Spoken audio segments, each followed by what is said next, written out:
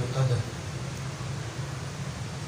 رب کائنات پروردگار عالم خالق ارض و سما ارحم الراحمین اکرم الاکرمین اجود الاجودین واضح الفاظ میں قرآن میں یہ ارشاد فرما رہا ہے کہ وَمَن يَبْتَغِ غَيْرَ الْإِسْلَامِ دِينًا فَلَن يُقْبَلَ مِنْهُ، جو بھی غیر اسلام کو دین سمجھ کر قبول کرے گا تو ہم اس سے اس دین کو قبول نہیں کریں گے۔ ماشاءاللہ ماشاءاللہ۔ وَهُوَ فِي الْآخِرَةِ مِنَ الْخَاسِرِينَ، اور غیر اسلام کو دین سمجھنے والا جب آخرت میں آئے گا تو خسارہ اٹھانے والوں میں شامل ہوگا۔ جیسا کہ میں آپ کے سامنے پچھلی مجالس میں یہ عرض کرتا رہا کہ دین اصل میں زندگی کی تنظیم کا نام ہے، اور تنظیم وہی عمل کے قابل ہے جس کا بنانے والا خواہشات سے پاک ہو۔ عزیزوں، جب یہ طے ہے کہ دین زندگی کی تنظیم کا نام ہے اور اس کا بنانے والا خواہشات ہوا و ہوس سے مافوق ہو، تو اب دیکھیں پروردگار عالم نے، خالق ارض و سما نے سورہ مبارک نازعات میں انسان کو ہدایت کی اور انسان کی ہدایت کرتے ہوئے پروردگار نے ان آیتوں میں سورہ نازعات کی مسلسل 7-8 آیتیں ہیں، بتلایا کہ قیامت کا منظر کیا ہوگا، انسان کا آغاز کیا ہے، انسان کا انجام کیا ہے۔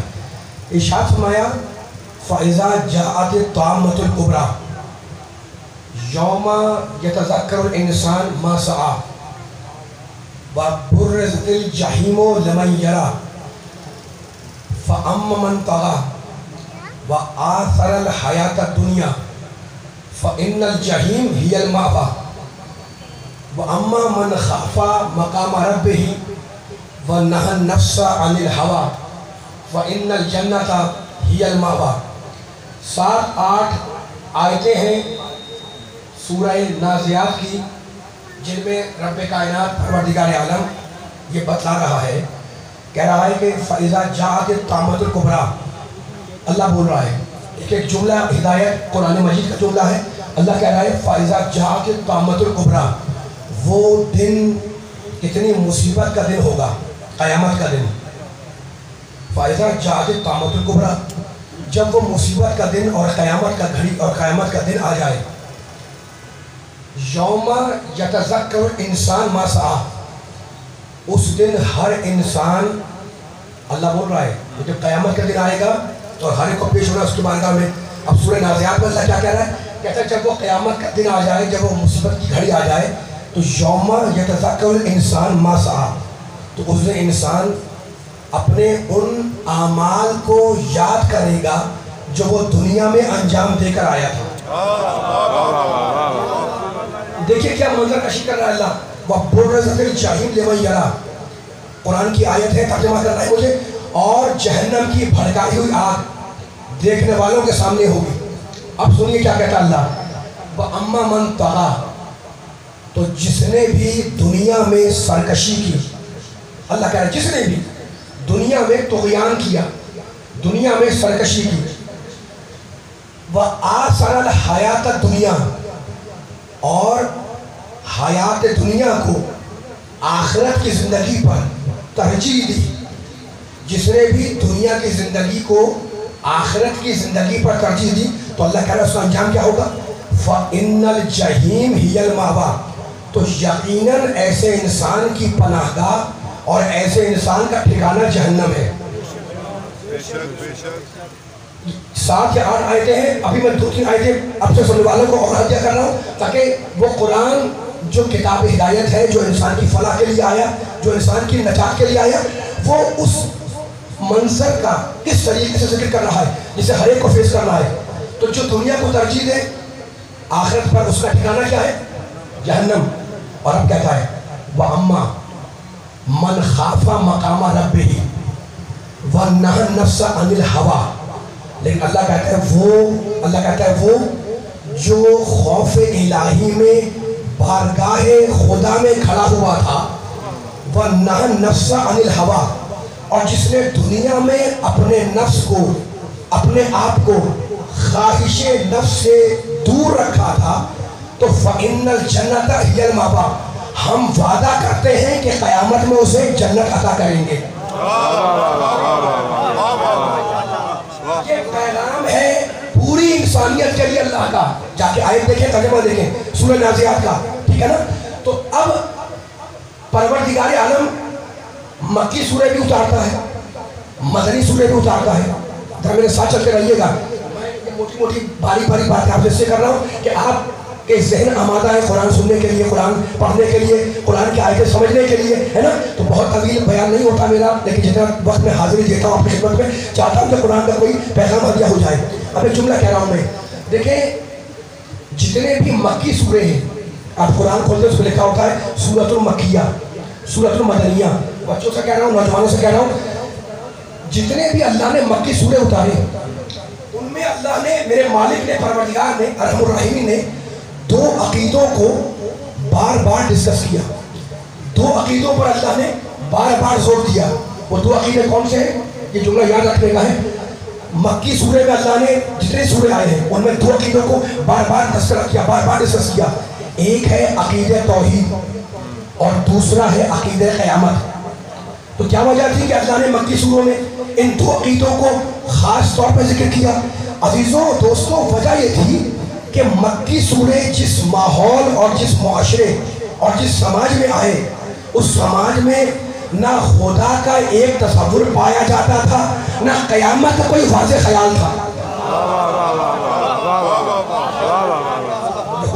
یہ باریک باریک باتیں پوری بیداری سے سنیں تاکہ بیان بہت طویل نہیں ہوتا، یہ جملے میں تمہیدی ہوتے ہیں، کسی نتیجے تک جاتے ہیں اور ہم مسائل کے قریب ہو جاتے ہیں، ٹھیک ہے نا؟ تو بار بار زور دیا اللہ نے کس کے اوپر؟ عقیدہ توحید پر، عقیدہ قیامت پر، مکی سوروں میں۔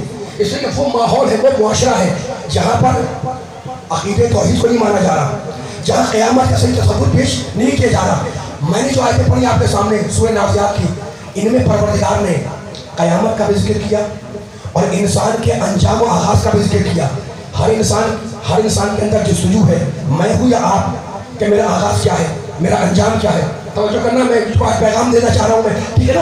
ہر انسان کے اندر جستجو ہے، میرے اندر بھی، آپ کے اندر بھی، کہ بھئی میرا انجام کیا ہوگا، میری عاقبت کیا ہوگی، ہے نا؟ اب اللہ کیا کہہ رہا ہے؟ اللہ یہی کہہ رہا ہے کہ جس نے وہ قیامت کا دن کیسا ہوگا جب ہر انسان اپنے اعمال کو یاد کر کے پریشان ہوگا۔ اس کے بعد کہتا ہے اور جہنم کی آگ دیکھنے والوں کے سامنے ہوگی، بھڑکتی ہوئی آگ، بُرَزَتِ الْجَحِیمِ لِمَن یَرَىٰ۔ جس نے دنیا کو ترجیح دی آخرت پر، اس کا ٹھکانہ جہنم ہے۔ وَأَمَّا مَنْ خَافَ مَقَامَ رَبِّهِ، لیکن جو دنیا میں خوف الہی میں، یاد بارگاہ خدا میں کھڑا رہا، فَإِنَّ الْجَنَّةَ هِيَ الْمَأْوَىٰ، تو ہم نے اس کا ٹھکانہ، اس کے پناہ گاہ جنت کو رکھا ہے، ٹھیک ہے نا؟ دیکھو پروردگار عالم، رب کائنات، پروردگار عالم کہتا یہ ہے کہ جو دنیا کو ترجیح دے آخرت پر، وہ جہنمی ہے۔ قرآن کا مفہوم یہ ہے نا، جو دنیا کو کوئی بھی ہو، جو دنیا کو ترجیح دے، سورہ نازعات اللہ بول رہا ہے، میں نہیں بول رہا، جو دنیا کو ترجیح دے آخرت پر، اس کا ٹھکانہ جہنم ہے، ٹھیک ہے نا؟ اب ذرا قرآن سے پوچھیں کہ یہ دنیا کی زندگی ہے کیا؟ اتنا خاموشی سے نہیں، میرا ساتھ دیکھ رہے ہیں، میں جان بوجھ کے یہ موضوعات مشکل آپ سے بات کرتا ہوں تاکہ کوئی فیصلہ، قرآن کا کوئی پیغام پہنچ جائے، اور یقین جانے ایک پیغام پہنچ گیا، میرے آنے کا مقصد حل ہو گیا، ٹھیک ہے نا؟ اچھا، تو اب قرآن سے پوچھیں کہ جناب یہ دنیا کی حیات ہے کیا؟ تو اب میں بولوں آپ کا جناب کہاں سے بول رہے ہیں، آپ بولے میں کہوں آپ کہاں سے بول رہے ہیں، لیکن اگر پروردگار سورہ الحدید میں بیان کریں کہ دنیا کیا ہے، اس کی حقیقت کیا ہے، تو پھر ہر ایک کو ماننا ہوگا، ٹھیک ہے؟ سورہ الحدید 57واں سورہ قرآن مجید کا، اور اب اس میں اللہ بتا رہا ہے کہ دنیا کی زندگی ہے کیا؟ کہتا ہے اعلموا انما الحیات الدنیا لعب ولہو وزینۃ وتفاخر بینکم وتکاثر فی الاموال والاولاد۔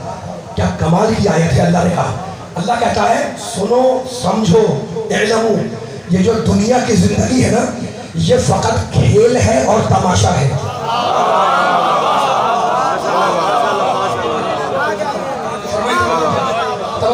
हमारे परवरदिगार क्या, मजलिसों का तकाजा है, मिंबर का तकाजा है कि मैं मौज़ूआत को डिस्कस करूँ।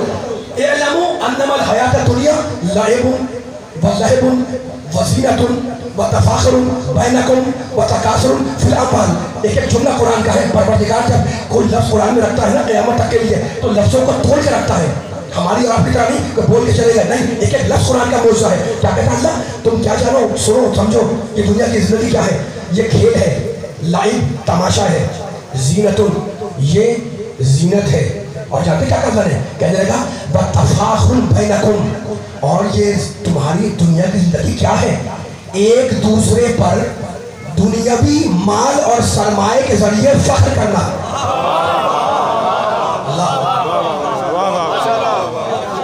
माशाल्लाह माशाल्लाह। इन जुमलों को बयान करने पर कुरान के जुमले हैं।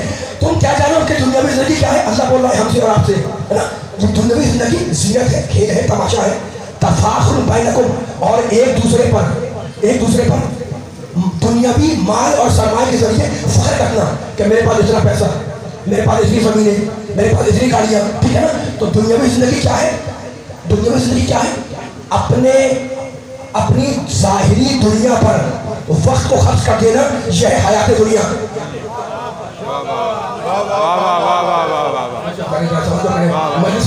बोलते रहे कुरान की आयत की रोशनी में जुमले अदा कर रहा हूँ, जुमले अदा कर रहा हूँ मैं। दुनियावी जिंदगी क्या है, अपनी ज़ाहिरी जिंदगी पर, दुनियावी ज़ीनत पर अपने वक्त को, अपने औकात को, अपने पैसे को खर्च कर देना, यह है हयात दुनिया, ठीक है ना। अब सुनेंगे जुमला, ये तो कुरान की आयत थी, और अब मेरे नबी की हदीस। नबी फरमाते हैं हुब्बु दुनिया रास कुल्ले खतियतिन, ये नबी के चाहने वाले हैं, इसलिए हदीस सुना रहा हूँ मैं। नबी कहते हैं कि जितने भी गुनाह हो रहे हैं उनकी बुनियाद दुनिया की मोहब्बत है।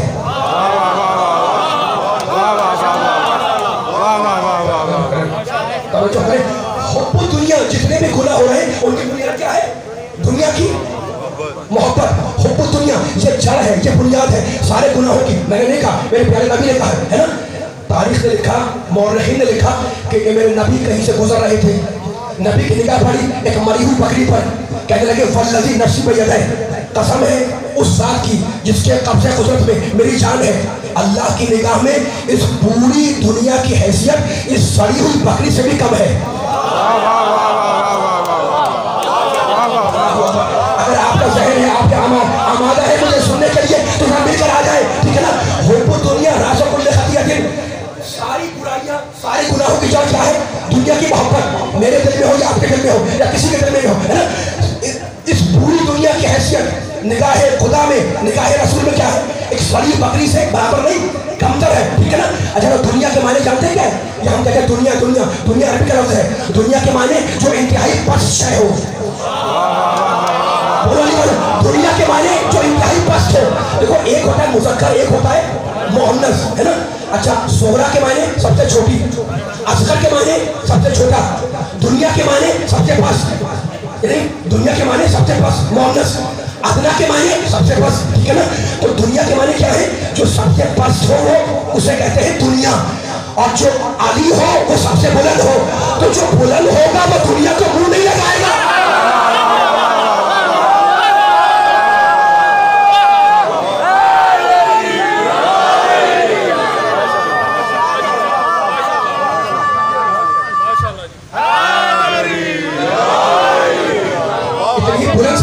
मोहम्मद वाले मोहम्मद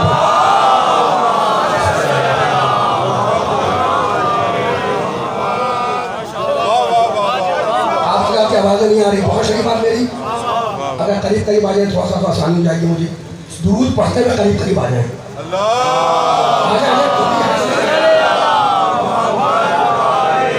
इससे भी बुलंद सरवार मिलकर मोहम्मद वाले मोहम्मद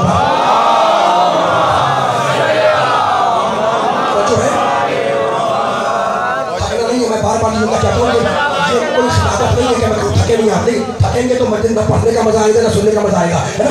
इसलिए आयतें पढ़कर मैंने आपके सामने 8 आयतें पढ़ी सूरह नाज़ियात की, है ना। और पढ़ के मैंने फैसला किया, मैंने फैसला नहीं किया, अल्लाह ने कहा कि जो दुनिया को तरजीह दे आखिरत पर उसका ठिकाना जहन्नम, दोज़ख, और जो खौफ इलाही में, जाद इलाही में दुनिया में खड़ा हुआ है ना, اس کا ٹھکانہ اللہ نے جنت رکھا. تو دنیا کے معنی بھولنا نہیں نوجوانوں. دنیا سے وہاں تک میں کہہ رہا ہوں, دنیا کے معنی کیا ہے؟ جو پس ترین ہو اسے کہتے ہیں دنیا, اور جو بلند ہو ہمیشہ بلند رہے, ہمیشہ بلندیوں پر نظر آئے. آپ کی سماعتیں بلند ہے مجھے احساس ہے. جو ہمیشہ بلندیوں پر ہو, ہمیشہ بلندیوں پر نظر آئے, اس کا نام ہے علی, ہے نا. اور دنیا ہے پس, تو جو بلند ہوگا وہ پس کو منہ نہیں لگائے گا. اسی لیے میرے علی نے کہا یا دنیا غرری خیری قد طلقتک ثلاثا, اے دنیا علی کو چھوڑ کر کسی اور کو دھوکہ دینا, میں نے تجھے 3 طلاقیں دے دی.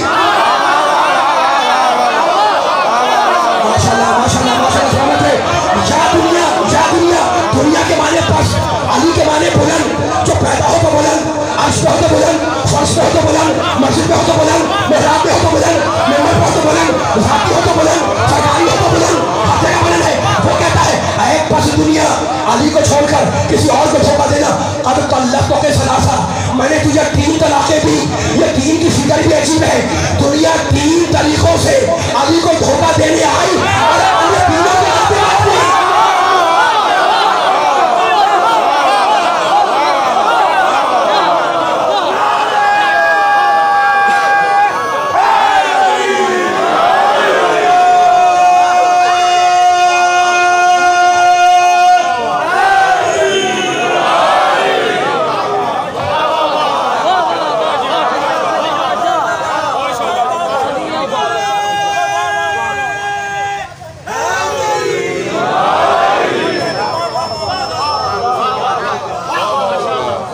جو پیغام یہی تھا, بہت طویل نہیں کر رہا, پیغام یہی تھا کہ جو دنیا کو ترجیح آخرت پر, فإن الجحیم ہی المأویٰ, جہنم جہنم اس کا ٹھکانہ ہے. وہ اما من خاف مقام ربہ, لیکن جو خوف الہی سے بارگاہ خدا میں کھڑا ہوا تھا, ہے نا, وہ نہى النفس عن الہویٰ, اور جس نے اپنے آپ کو خواہش نفس سے بچا کے رکھا, اس کا ٹھکانہ جنت. اتنا خاموش بیٹھے ہیں, تھوڑا سا بولے میرے ساتھ, فإن جنت ہی المأویٰ, اس کا ماں اس کا ٹھکانہ, اس کی پناہ گاہ جنت ہے. ٹھیک ہے, پھر میں کہہ رہا ہوں قرآن نے فیصلہ کر دیا سورہ نازعات میں, جو دنیا کو ترجیح دے آخرت پر وہ جہنمی ہے, اور جو متقی ہو, پرہیزگار ہو, اور کیا ہو, خوف الہی میں زندگی بسر کرے, اور اپنی خواہش, اپنے آپ کو خواہش نفس سے بچا کے رکھے. میرے دو محترم دوست بھی ہیں, بزرگ بھی ہیں, بچے بھی ہیں, نوجوان بھی ہیں, ایک جملہ کہنا چاہوں, ذرا باریک سے سنیے گا. دیکھیں یہ جو خواہش نفس ہے نا, یہ بڑی خطرناک چیز ہے. یہ خواہش نفس بڑی خطرناک چیز ہے. آپ جو سوچ رہے ہیں وہ آپ سوچ رہے ہیں, جو مجھے جملہ کہنا ہے وہ سنیے گا. یہ جو خواہش نفس ہے یہ اتنی خطرناک ہے کہ اس سے نہ نبی بچا نہ فرشتہ بچا.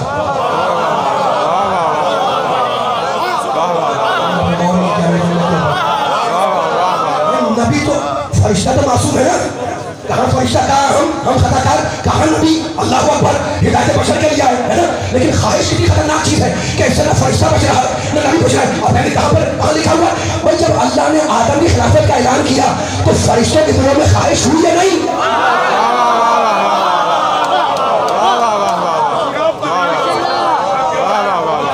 وقت گزر رہا ہے, وقت ختم ہو رہا ہے, ہاتھ باندھ کے نہیں, میرے ساتھ ساتھ جملوں کے بولتے رہتا کہ میں ریپیٹ نہ کروں اور کوئی پیغام دیتے آگے بڑھوں, ریپیٹ نہ کرنا پڑے, جلدی جلدی اپنے ذہنوں کا آمادہ کریں. مجھے احساس ہے علمی سماعتیں اس لیے باتیں شریف میں نے, ٹھیک ہے نا. تو فرشتہ, اللہ نے کہا انی جاعل فی الارض خلیفہ, میں زمین پر خلیفہ بناؤں گا. فرشتے کیا بولے, پروردگار اسے بنائے گا جو زمین پر خریزی کرے. اللہ نے ڈانٹ دیا, خبردار, انی اعلم ما لا تعلمون, جو میں جانتا ہوں وہ تم نہیں جانتے,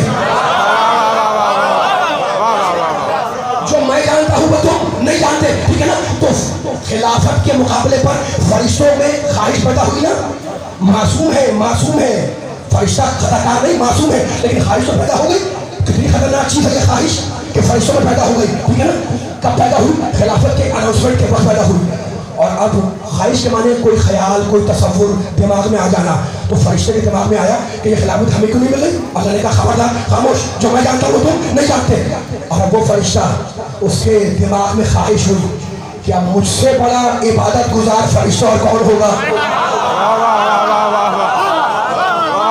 بالوں پر نوچے گئے اور ایک سنسان جزیرے میں ڈال دیا گیا.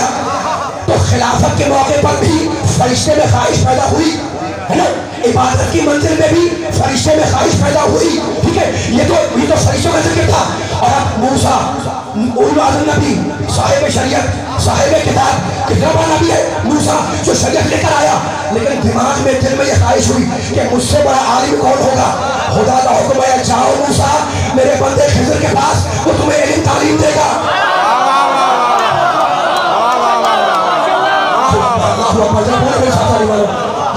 اتنا بندہ بیٹھا ہوا خاموش ہے سارا، بھئی آپ بولیں گے تو میں آگے بڑھوں گا نا. فرشتوں کے ہاں بھی خواہش ملی، اولو العزم موسیٰ کے صاحب کتاب نبی کے ہاں بھی ہمیں خواہش ملی، ٹھیک ہے نا. تو خواہش کتنی خطرناک چیز ہے. جاؤ موسیٰ ہمارا بندہ ملے گا، وہ تمہیں بہت سے علم کی تعلیم دے گا. تو خواہش کتنی خطرناک چیز ہے. فرشتوں میں بھی ملی، موسیٰ میں بھی ملی، انبیاء میں بھی ملی ہے نا. حالانکہ سب معصوم ہیں لیکن خواہش ملی ہے. اب ایک جملہ کہنا چاہ رہا ہوں، ہم اور آپ جب کوئی کام کرتے ہیں تو کام کے 4 درجے ہوتے ہیں. کوئی بھی کام کرو گے نا اس کام کے تمہیں 4 اسٹیجز، 4 درجے ملیں گے. وہ 4 درجے کون سے ہیں؟ جب میں نے بیان کر دیا بیان ختم ہو گیا، بس میں بہت طویل حاضر کے لیے حاضر نہیں ہوا ہوں، مختصر گفتگو ہے. کوئی بھی کام کرے آپ جواب تصور کر لیں، اس کام کے کرنے کے 4 درجے ہیں. وہ 4 درجے کون سے ہیں؟ پہلا درجہ ہے اس کام کرنے کا علم ہو. کوئی بھی کام ہو آپ کو علم نہیں ہے، کریں گے کام کیسے کریں گے؟ علم نہیں ہے آپ کو. تو پہلا درجہ کیا ہے کام کا؟ کیا ہے؟ ماشاءاللہ بولتے رہنے میرے ساتھ ساتھ. اس کے باہری منزل پہ آ گیا ہوں میں. اب ذرا میں کوئی شاعری تو نہیں کر رہا ہوں نا، قرآن کے آیت کو کھولنا چاہ رہا ہوں میں اور آپ کے سامانوں کا تعارف درکار ہے، اسے کھول رہا ہوں میں. اچھا تو اب بڑا اہم نتیجہ آ رہا ہے، یہی سے میں مسائل میں کھول دے دوں گا، لیکن قیمتی جملہ ہے ان ساری تمہیدوں کا جو بیان کر رہا تھا. اچھا تو اب کیا کہا؟ پہلا درجہ ہے علم، کسی بھی کام میں کرنے کا علم ہوگا تو کرو گے. دوسرا درجہ ہے خواہش.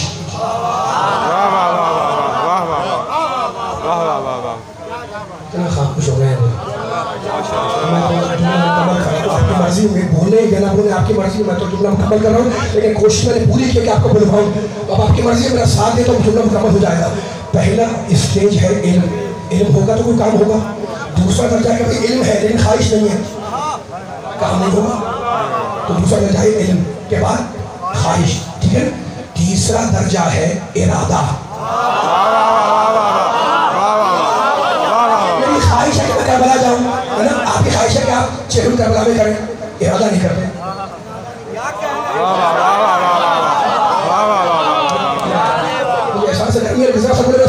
کتنا باریک مضمون میں نے کتنا آسان کر دیا ہے نا. آپ کے دل میں خواہش ہے کہ جائیں کربلا لیکن ارادہ نہیں کرتے. جب ارادہ کر لیا تو آپ مسلمان پاسپورٹ بنوایا، آگے پیچھے گئے کام کرنے لگے، ٹھیک ہے نا. یہ تیسرا درجہ ہے. پہلا علم، دوسرا خواہش، تیسرا ماشاءاللہ ارادہ، اور چوتھا ہے اس کام کو عمل انجام دے دو. ماشاءاللہ بس بیان مکمل ہو گیا. بھائی علم ہوگا تو کام کرو گے نا، تو پہلے علم آئے گا، پھر خواہش آئے گی، پھر ارادہ آئے گا. میں بہت تکلیف محسوس کر رہا ہوں، اتنی محنت کر رہا ہوں کہ شاید میرا جملہ اتر جائے آپ کے دلوں میں اور میرا آنے کا مقصد حل ہو جائے. پہلے کام کرنے کے 4 درجے، پہلا علم ہے، دوسرے خواہش ہے، تیسرا ارادہ ہے، چوتھا عمل ہے نا. چوتھا عمل ہے، ٹھیک ہے. ہمیں خواہش ہے دوسرا درجہ. خواہش ہمیں فرشتوں کے آگے ملی، خواہش ہمیں انبیاء کے آگے ملی. حالانکہ انبیاء بھی معصوم ہیں، فرشتے بھی معصوم ہیں، لیکن خواہش دونوں کے ہاں ملی ہے نا. تو اب سارا سننا، انبیاء میں اور آل محمد میں انبیاء معصوم ہیں لیکن خواہش پائی گئی، فرشتے معصوم ہیں لیکن خواہش پائی گئی. اور آل محمد کے کہا وما تشاءون الا ان یشاء اللہ. اے آل محمد جو تمہاری خواہش ہوئی اللہ.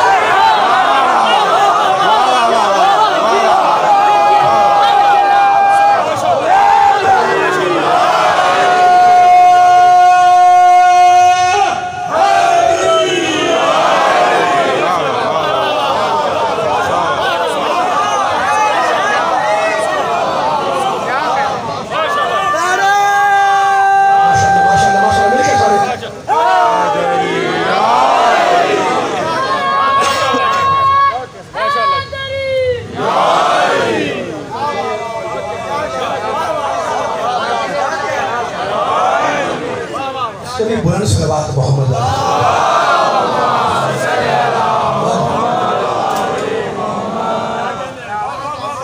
پڑھوں تو جملے ہو.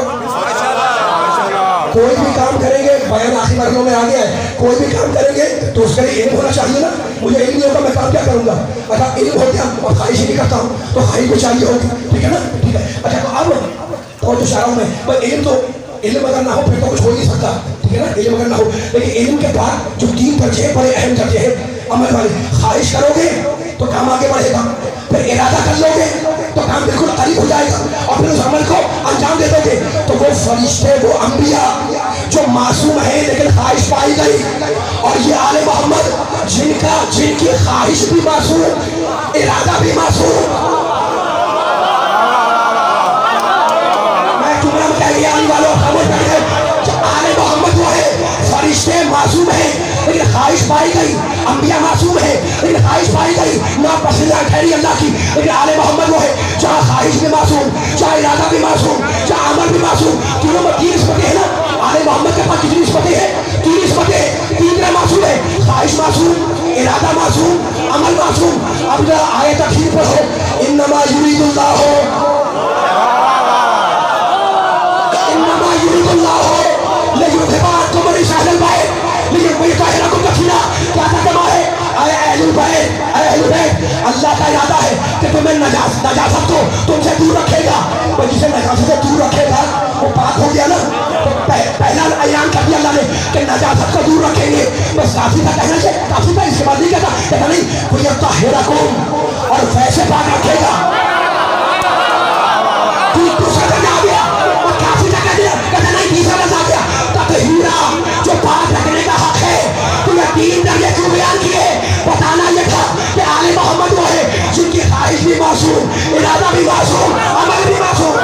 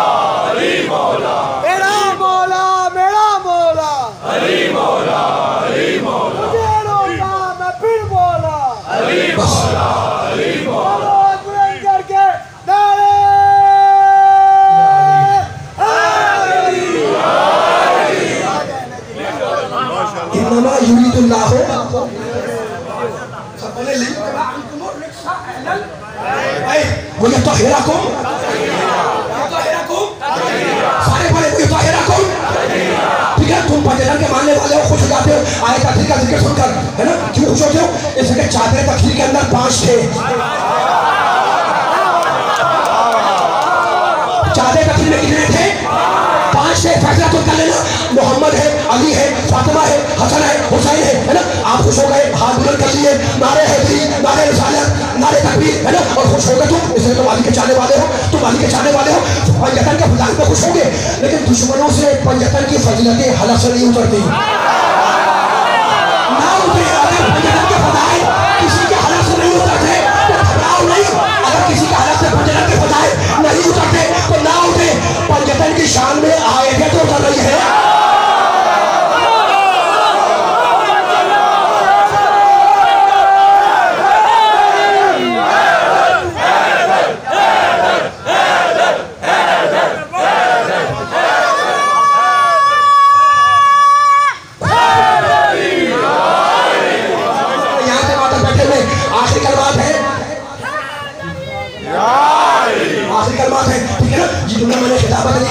یہ میں نے ذاکری نہیں کی کہ آپ کو خوش کر دیا، نہیں. دشمنوں سے علی کے فضائلت اور اولاد علی کے فضائلت، پنجتن کی فضیلتیں ہضم نہیں ہوتی، حلق سے نہیں اترتی. میں نے کہا بھائی کیا پنجتن کے فضائلت آیت اخیر آ گئی ہے اور کس شان سے آئی ہے؟ کس شان سے آئی ہے؟ آیت اخیر نہیں پڑھ رہا ہوں، بہت سے موضوعات ہیں چھوڑ دیے میں نے، ہے نا. لیکن آپ اعتراض سنیں. کہنے کہ جناب پنجتن تو ہے چادر میں. ہم نے کہا ہے پنجتن ہے. کہنے کہ چادر تو ایک ہے. میں نے کہا ایک ہے چادر. کہا چادر میں گنجائش کہاں تھی کہ کوئی دوسرا آتا؟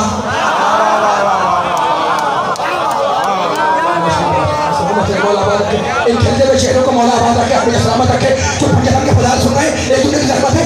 میں نے کہا جناب فضیلت ہے، فضیلت تو ہے. تو میں نے کہا بھائی پنجتن ہے اس کے اندر. کہاں ہے تو پنجتن، لیکن چادر اتنی چھوٹی ہے کہ سر ڈھانپو تو پاؤں کھل جائے. تو چھوٹی چادر کے اندر 5 تو پہلے ہی سے ہے. تو کوئی اگر داخل ہونا چاہے تو چادر میں گنجائش کہاں تھی؟ اب میں اس سے کہہ رہا ہوں کہ اگر چادر میں گنجائش نہیں تھی تو جبریل چھٹا بن کے کیسے آئے؟ جبریل چھٹا بولن والو جبریل چھٹا بن کے کیسے آئے؟ تو اس کا مطلب یہ ہے کہ چادر جبریل کا آنا بتلا رہا ہے کہ چادر میں آنے کے لیے گنجائش تو ہے، چادر میں جگہ تو ہے، لیکن چادر میں آنے کے لیے کوئی کوالیفیکیشن چاہیے، کوئی سند چاہیے۔ سند میں بتلا رہا ہوں، آج بلاؤ سیدنا میں اگر رد کر سکتے ہو تو رد کر دو۔ چادر میں بولنا، چادر میں کون ہے؟ محمد۔ محمد کون ہے؟ سید الانبیاء۔ چادر میں کون ہے؟ علی۔ علی کون ہے؟ سید الاوصیاء۔ چادر میں کون ہے؟ فاطمہ۔ فاطمہ کون ہے؟ سیدہ نساء العالمین۔ چادر میں کون ہے؟ حسنین۔ حسنین کون ہے؟ سیدہ شباب اہل جنہ۔ چادر میں کون ہے؟ جبریل۔ جبریل کون ہے؟ سید الملائکہ۔ ارے یہ مجمع سادات کا ہے، امتی کی کیا مجال جو چادر میں؟